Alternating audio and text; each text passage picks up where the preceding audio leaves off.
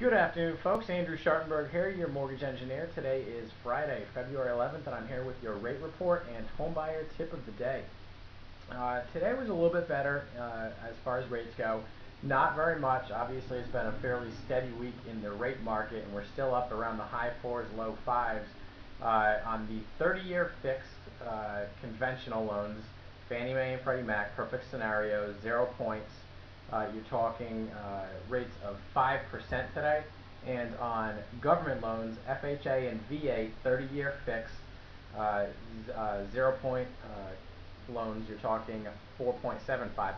So the conventional rates came down today by about an eighth of a percentage point. FHA stayed pretty much the same, and that's where you are on rates today. We'll see where we go next week. It's going to be a busier week in terms of economic data, which can affect mortgage rates in the bond market. So look for the week to be a little bit more volatile if you're shopping for a rate.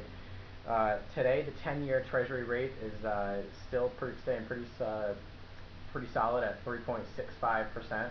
So really no movement there.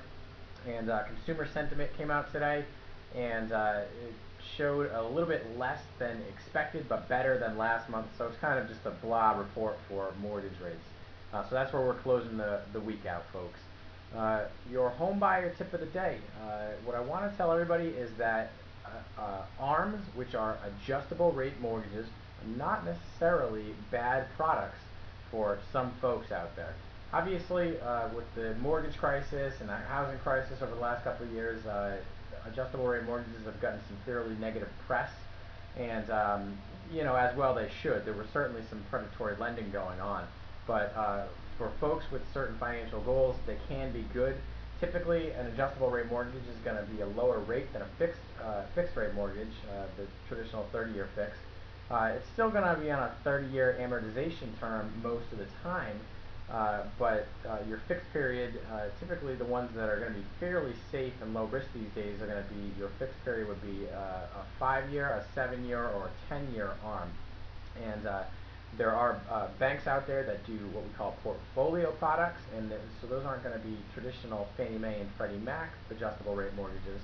They're going to be bank specific.